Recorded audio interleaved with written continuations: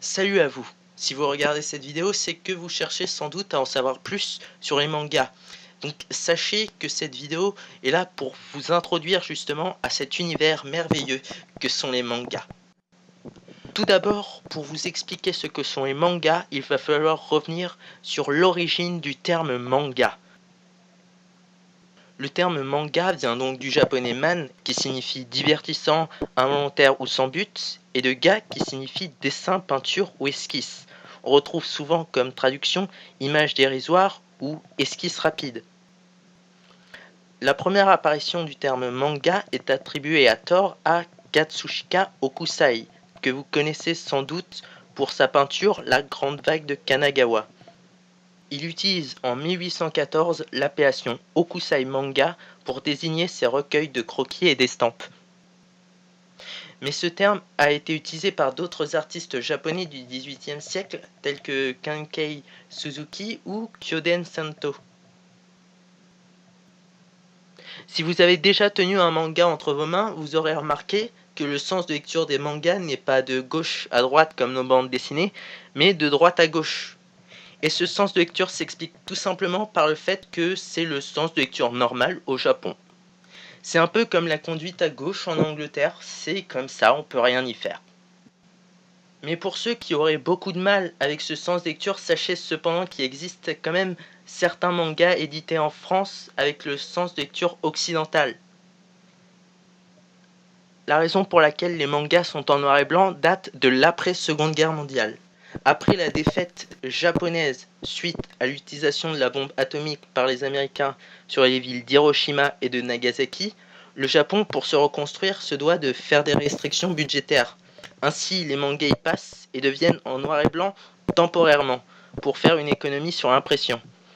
Cependant, les dessinateurs de manga de l'époque ont su s'adapter à ce changement et ont inventé un nouveau style ou de nouveaux codes graphiques qui jouent sur les nuances de noir et de blanc. Ce nouveau style connut alors un tel succès qu'il fut alors décidé de garder manga en noir et blanc. Les mangas sont le plus souvent classés selon des cibles éditoriales, c'est-à-dire le public visé selon l'âge et le genre. Ainsi, on a les kodomo, les mangas pour enfants. Ensuite, on a les shonen, qui sont la partie la plus importante des mangas, les mangas pour adolescents. Ensuite, les shoujo un peu derrière, qui sont les mangas pour adolescentes.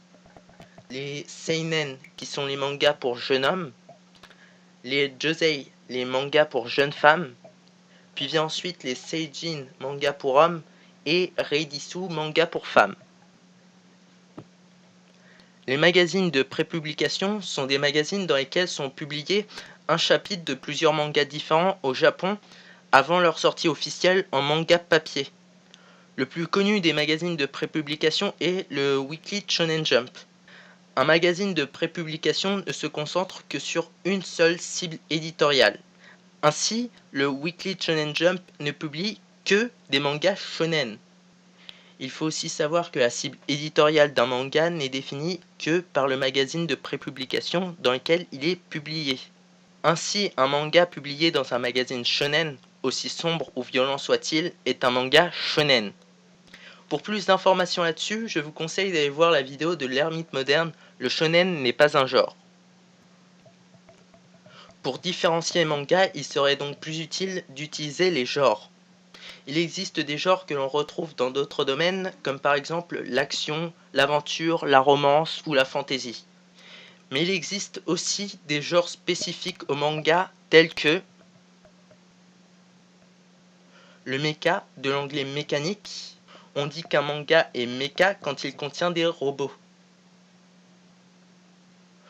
Le Magical Girl est un genre dans lequel un groupe de filles doit sauver le monde à l'aide de pouvoirs magiques.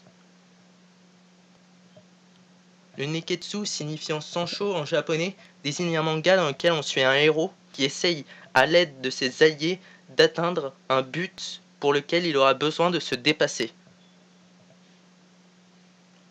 Le yonkoma, du japonais yon signifiant 4 et koma signifiant case, désigne un manga avec plusieurs petites histoires de 4 cases, le plus souvent humoristique et qui se lit non pas de droite à gauche, mais de haut en bas.